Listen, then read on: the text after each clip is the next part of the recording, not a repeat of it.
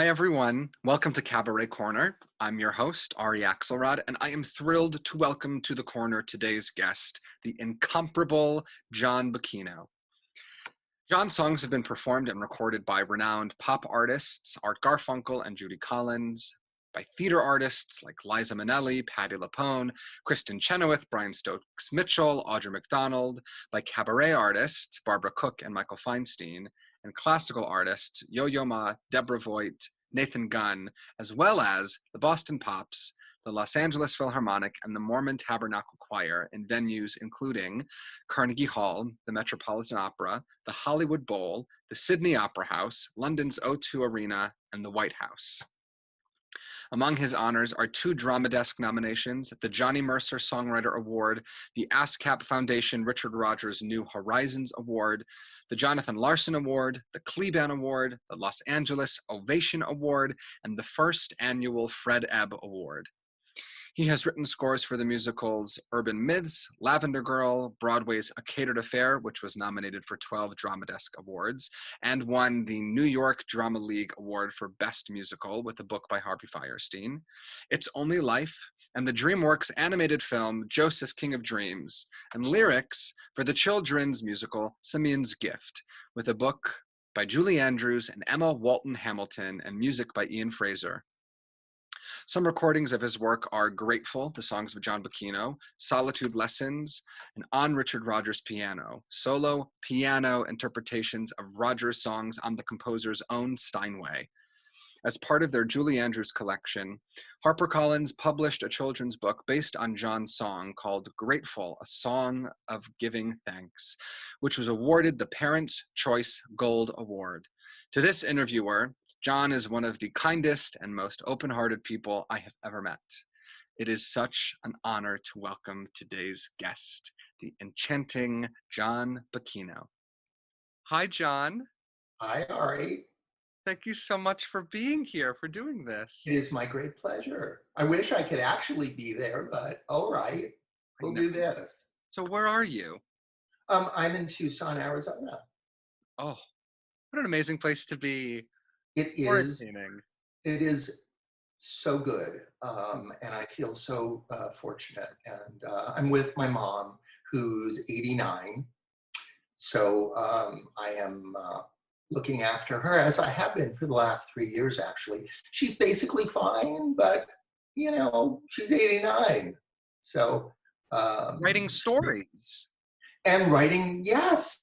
Well, she was just going stir crazy because she's not going out at all. I'm doing everything, of course, because she has no sense of safe behavior. She'd be touching things and rubbing her face. You know, she's 89.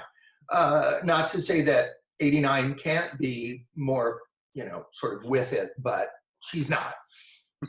So yeah, we were looking for something, or I was looking for something for her to do, to just project. And she has written stories and poems since she was a teenager. And she has books and books and books and books of them. And I said, look, why don't you type these up? And she was like, oh, can we get them published? And I was like, probably not. But, you know, I have another idea. And so I started a Facebook page for her.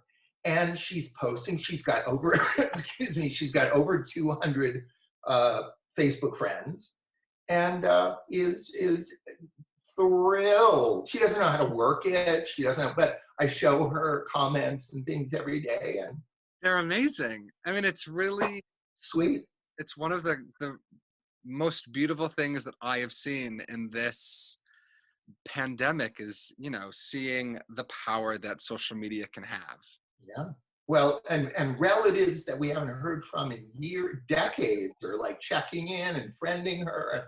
It's quite sweet. So as it turns out, we're both doing projects, archival projects. I have been, for the last probably year or more, archiving every song I've ever written for the Library of Congress, who are going to kindly accept them as part of their musical archives, which is pretty mind-blowing. I know, it's so cool, right? That's one way to put it. That it's so. That's. Yeah. Oh my God. And so before I left New York in 2017, I had a bookcase with, oh my God, probably 100 reels of reel-to-reel tape that had songs from demos of songs, because every song I write, I demo. So I've had demos of songs from as far back as 1969, if you can believe that, when I was in high school, and they hadn't been transferred to digital. And so before I left New York, I didn't want to be schlepping these, reels of tape all the way here to Arizona. So in addition to getting ready to move, which was daunting, I transferred everything to digital. And what I've been doing with this project is going through those pretty basic, sometimes crappy recordings and putting them in Pro Tools and polishing them and making them sound as good as possible. And then putting them each in a folder according to the year and the day that I wrote them and blah, blah, blah. With lyric sheets and sheet music, if there is such. The early ones, of course, there's not. And then I'm up to 1993 so far. Great. And in looking for something to do with them, to sort of share them with the world, because there are literally hundreds of songs that nobody knows. So I started this Patreon page, of which you are well aware. Thank you so much for your support. Love it. Oh, where people can come and access all this exclusive material for for as little as $2 a month. That's sort of a mere formality, really. Although during these times, every little bit helps. So it's a way of financially supporting me if you like my work. But mostly it really is just a wonderful outlet for this unheard material, as well as, some piano solos and improvs that I'm doing on the spot, and some anecdotes, mostly of encounters with famous people that you wouldn't think I'd have encounters with. I love the story of so much fun. Which one? Of you and Art Garfunkel getting massages. Oh my God. Yeah. This So is amazing. The other fun thing is, looking back at this stuff, it is definitely a walk down memory lane. Certainly the songs are, because I wrote them out of my own experience. I didn't write for shows until much, much, much later. So these were just autobiographical songs. And yes, the anecdotes, I'm like, really? That really happened?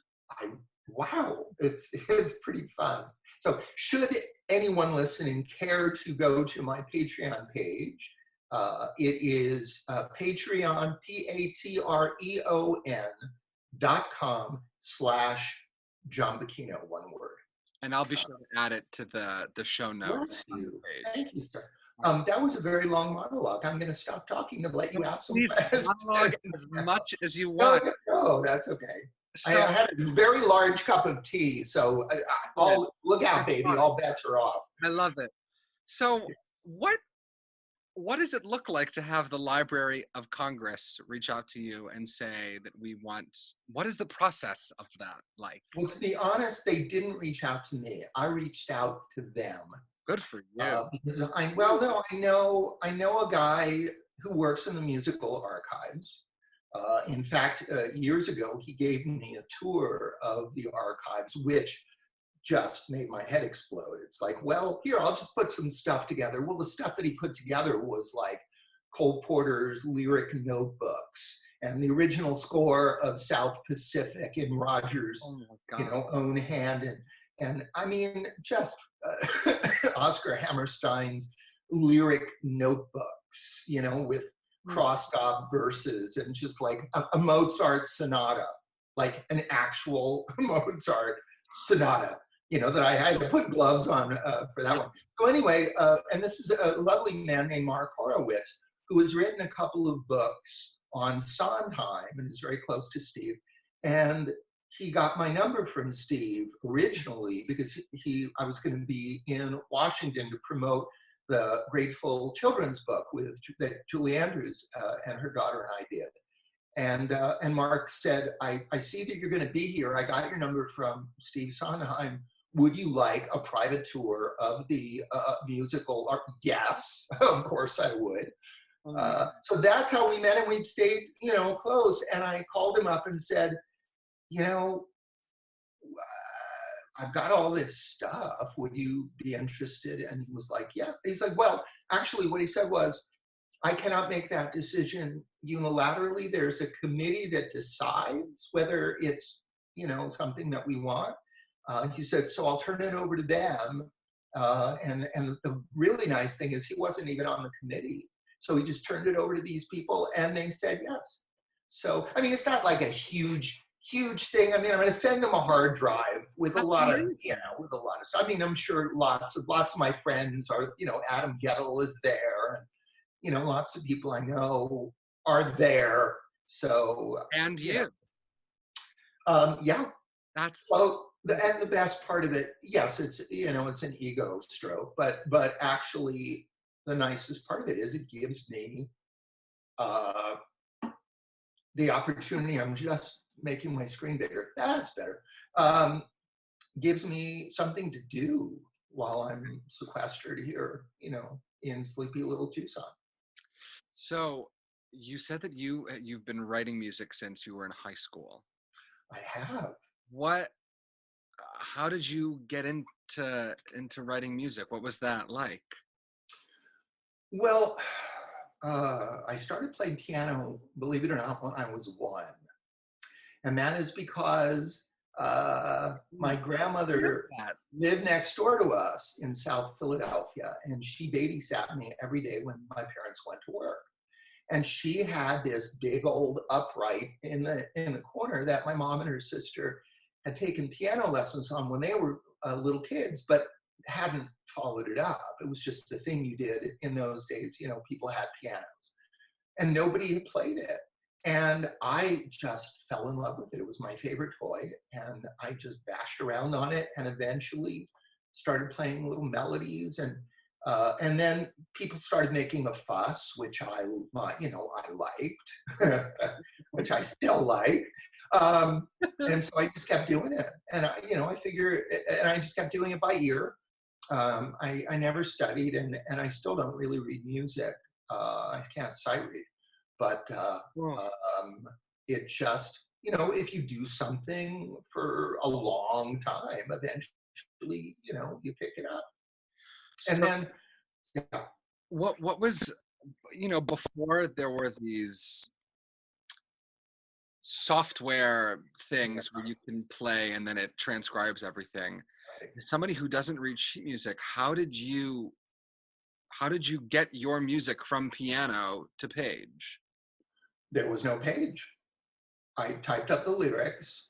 I've had a lyric notebook that I've kept since 1969 that's one of the benefits of being, some might call it compulsive or retentive. I just call it meticulous. But it really has served me in that I've got this notebook of, in reverse chronological order, every lyric that I've ever written. And the music, I never wanted anybody else to sing my songs. I wanted to be a singer-songwriter. Right. So there was no need to write them out. For a while, I had a band, and we just did head charts. We just talked about it, and I taught stuff to them. You'll hear, as on the Patreon page, as things progress, you'll hear some stuff now with the band coming up. Oh, amazing. So, some rock songs, and some songs that I'm really proud of, because you would never in a million years guess that it was right. me. Right. But the writing started in a high school, and because I was friends with a lot of guitar players back then. In fact, I taught myself how to play the guitar because I didn't have a piano for the first couple of years of high school, because we moved out to California and we couldn't afford to bring my piano. So I taught myself how to play guitar, wrote a lot of songs on guitar, and because all my friends were doing it. We all wanted to be the Beatles. basically, or Simon and Garfunkel, or you name it, Led Zeppelin. Although I went more towards Simon and Garfunkel than Led Zeppelin, although I love them. And for my high school graduation gift, I begged my parents for this little Sony sound on sound tape recorder, which wasn't a multi-track, but you could approximate multi-tracking by bouncing back and forth. But there was no control over the volume, so you had to record the thing you wanted to be the loudest last. So you had to sort of organize your recording so that it was last, and there were no overdues. You couldn't re-record. I mean, it was like, so it was, in a way, it taught me really good recording habits, because when you when I turned on that machine, I had to get it right, or the whole thing was First right. time. Yeah, Right. first time. So those are the recordings that I'm particularly cleaning up and getting rid of some of the noise and making. Yeah. But and then it just progressed from there.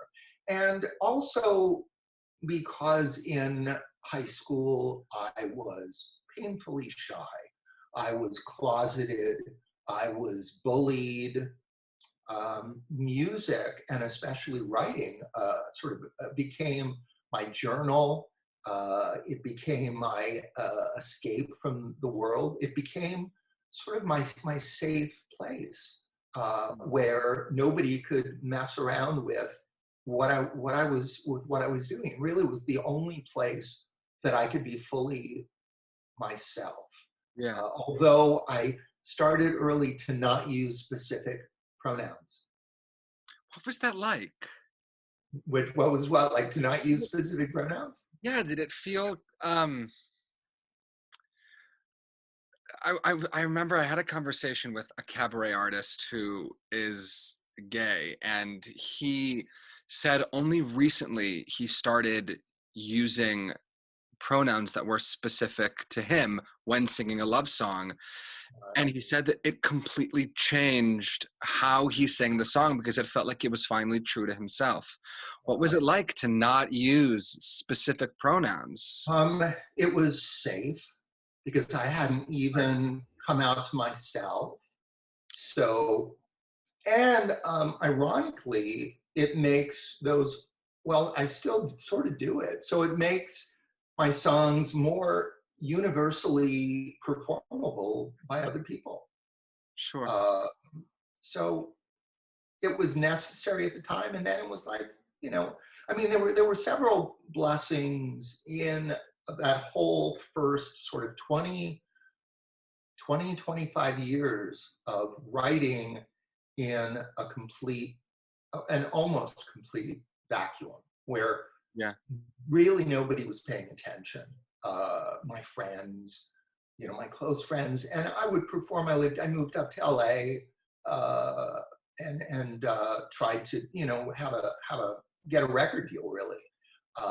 And so I was playing in little clubs in LA, and nothing caught on. I didn't have any, particular loyal followers other than my friends. Right. So the good thing is, good things are, I got a huge backlog of songs, which I'm now dealing with. And the most important thing is, I got to develop my own unique artistic voice, which I think artists that get recognition then have to try to duplicate what it was that got them that recognition, certainly in the pop world, which is the world I wanted to be in. Yeah. I would have been messed with so much by producers and record company people saying, write more like this, and it would have stripped away some of what is unique and special about my expression. So it didn't feel good at the time, but ultimately it's been a real blessing. So how did you make the transition from wanting to be, the next Simon and Garfunkel pop songwriter, Right. to writing Broadway musicals and writing solo albums that would essentially become staples in the cabaret world for years. A complete fluke, all of it. A total, Right? just out of left field. Never in a million years would have expected any of this. Right. It started actually, I mean, the cabaret world has given me a career. I could not be more appreciative uh, to the cabaret world for everything. It started I moved to New York briefly in 1980 with a partner, and it only lasted about 6 months. But at the time, I had written a song called "It Feels Like Home," and with which I think you're familiar, having sung it or played it with you. Yes. And I was introduced. A friend of mine, I needed to demo it, and a friend of mine suggested Lois Sage, and who was singing in cabarets at the time. And I met with her, loved her personally. You know how wonderful she is as a person. And then, of course, that breathtakingly beautiful voice. And we did demo it, and then she started to sing it. Even after I left New York, she started to sing it in cabarets. And then I started touring with Holly Meir, women's music, political, wonderful writer and performer, as her piano player. And we would often go to New York and spend quite a bit of time there. So I would do my own cabaret shows. As I was doing shows in LA and the little clubs there, I started to perform in New York, mostly at 88's, which was a wonderful place in the village. And then other singers started, getting interested little by little in my songs. They weren't on paper. So I would do things with people where I would teach them and accompany them. And then in 1987, I got a phone call from Stephen Schwartz. And not knowing anything about theater, I knew he was some fancy guy, but I didn't know his work other than Corner of the Sky and Day by Day, which I'd heard on the radio. Mm-hmm. So I knew he was big. And he'd heard some songs of mine, and somebody had given him a cassette of more songs.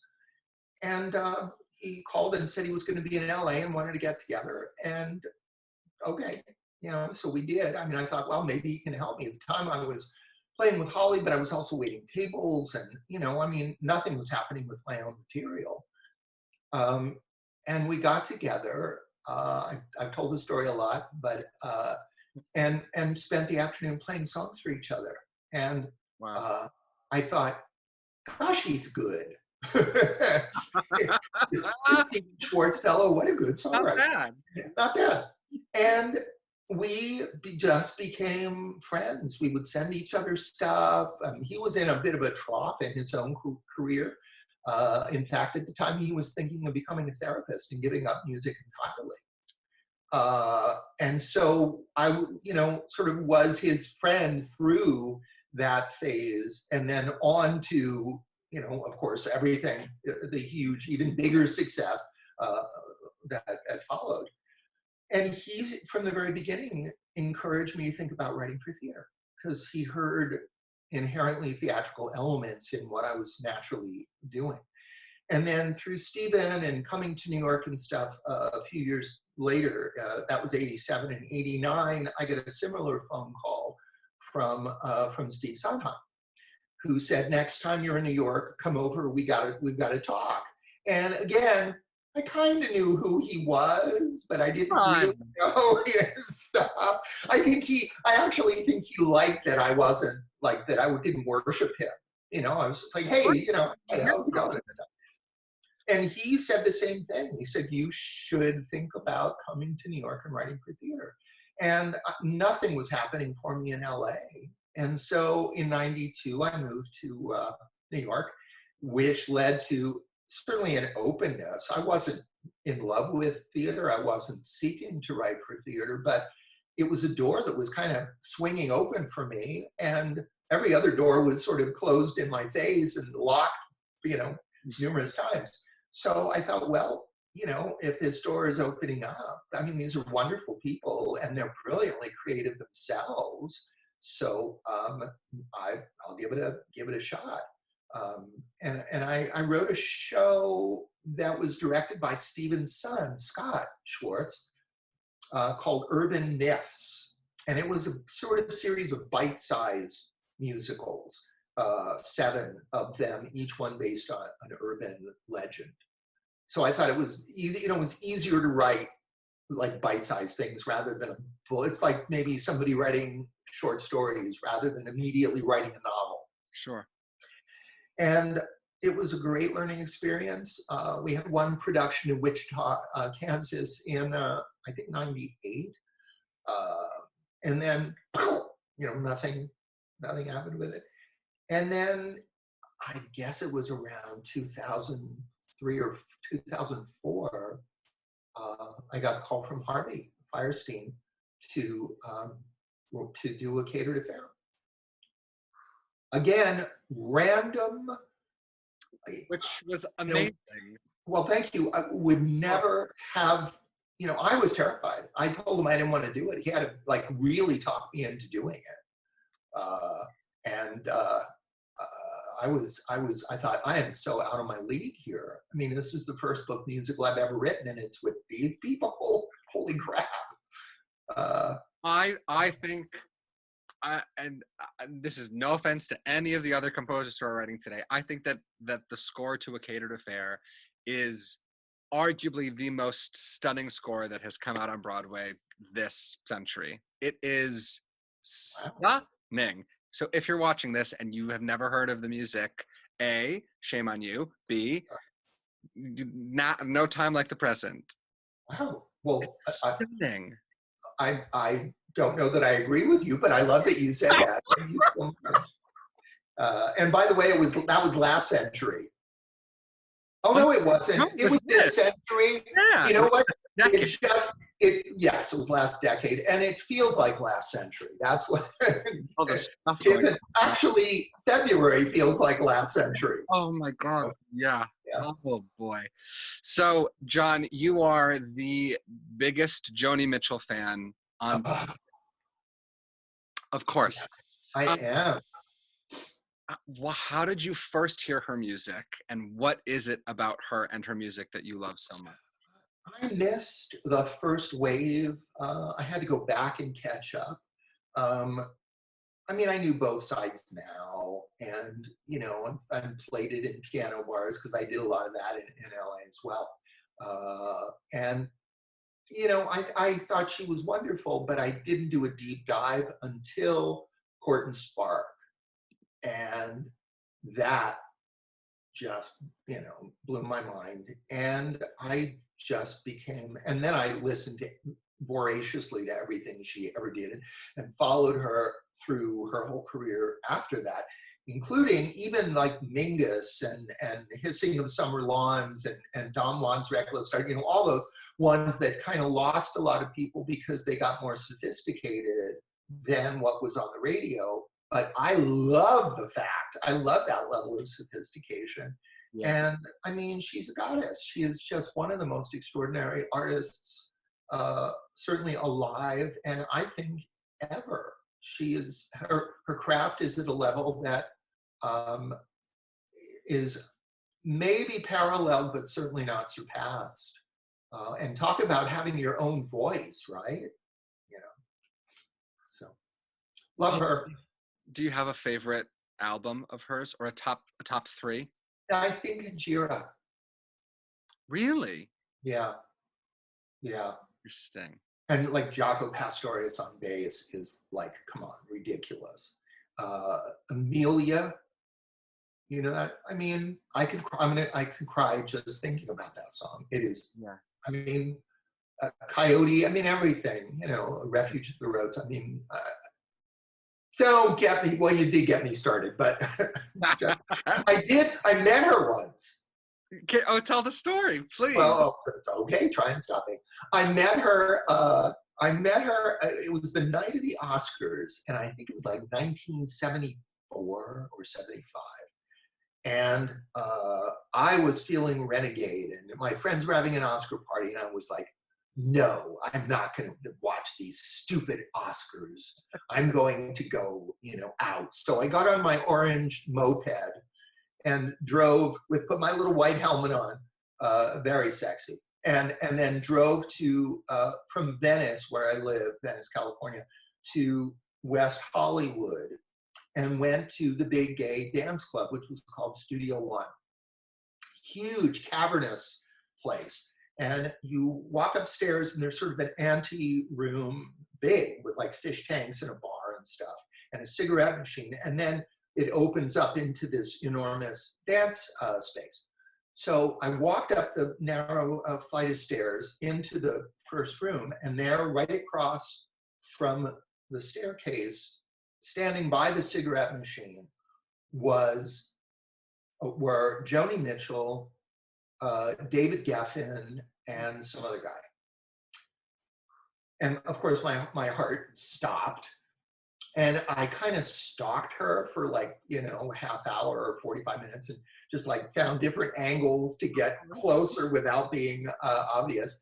And I had actually written a harp piece for a friend of mine who plays with the LA Phil, a solo harp fantasy, and had dedicated it to Joni. And had gotten it to her through a mutual friend who makes dulcimers, or made dulcimers for her. She mailed it to Joni. And it's the sheet music with an inscription, you're an inspiration, or I don't remember what I wrote. And so I actually, and the piece was being premiered the next week. So I actually did have a legitimate reason to talk to, Joni Mitchell. And she started to walk down the stairs. She made her way to the stairs to leave. And before my feet could stop me, I found myself right at her back, tapping on her shoulder and feeling absolutely petrified. Sure. And she turned around and rather imperiously said, yes. And I felt like the Cowardly Lion, seeing the wizard and having him scream at him. But I persisted, and I said, well, hi, I'm a songwriter, and I wrote this harp piece, and I dedicated it to you, and so-and-so sent it to you. And then she completely softened, could not have been more lovely. And, we didn't talk for a long time, but it was a very sweet, nice encounter. And I remember what I was wearing. I mean, it was like a life moment. Right. That's amazing. Yeah. So you talked about how when you were first in LA writing songs, you wanted to be the next Simon and Garfunkel. Yeah. And Art Garfunkel is, I know, on your Grateful album. What was it like for you to hear him sing your song the first time? Oh my God. That's another, if I hadn't written Grateful, I should write Grateful, because there are so many extraordinary synchronicities and gifts. And I often think, if someone had told the 15-year-old me, that I would be, sitting on a couch with Art Garfunkel, watching a video of him singing a song of mine, or that I would be, in a studio playing piano with Judy Collins singing, it's like, what? I know, ridiculous, just ridiculous. It never gets old. I never lose wonder at everything that has happened, at the places that I've gotten to be, where I think, what am I doing? What am I doing here? Right. How did that happen? The sort of pinch me moments with mostly the thing that I love. Yes, I'm a complete sucker for name dropping and fame. It fascinates me. I'm attracted to that. But more than anything else, and I think the greatest gift is to be included in circles of artists that I look up to and admire so much, who accept and like what I do. I mean, it doesn't get better than that.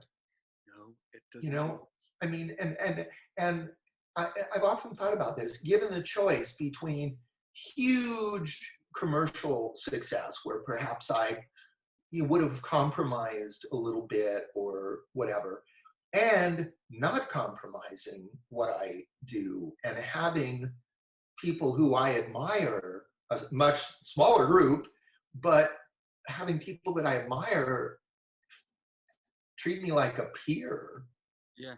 I would prefer what I have, Yeah. you know? Beautiful. Well, it's true. I mean, it's an extraordinary gift that I never for one second take for granted. I love that. If you could give any piece of advice to the next generation of musical theater performers, writers, or cabaret performers, Yeah. what would you say? Stay home, wear a mask. Oh, you mean creatively? Um, That's yeah. good. That's very good. Well, it's what we've been talking about. Trust your own voice.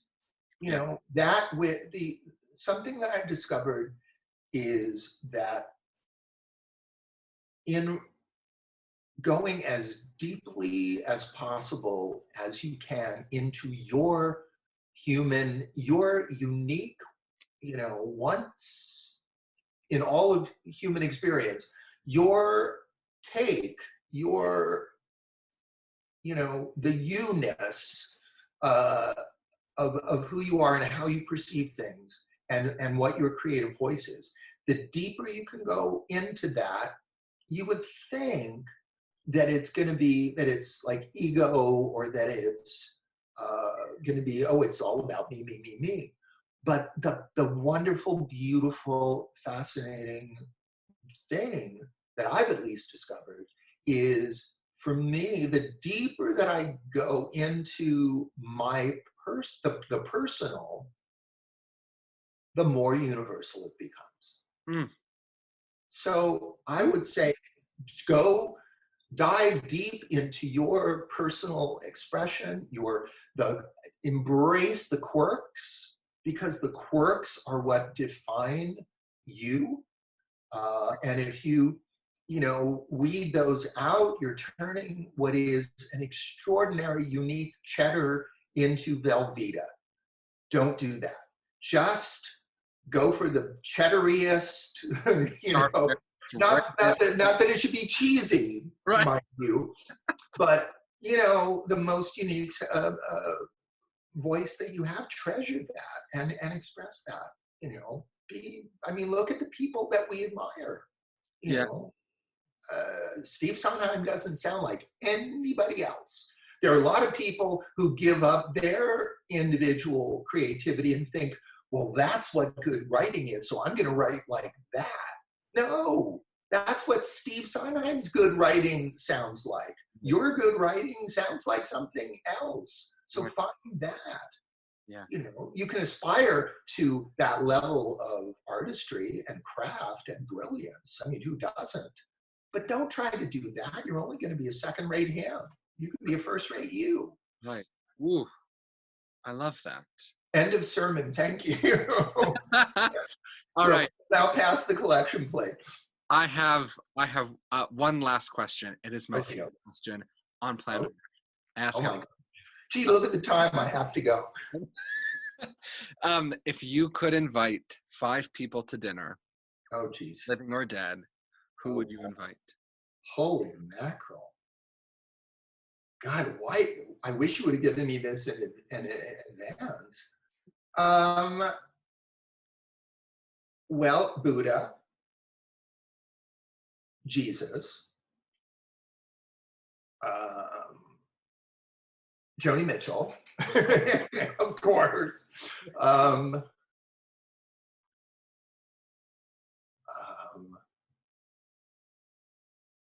let's see.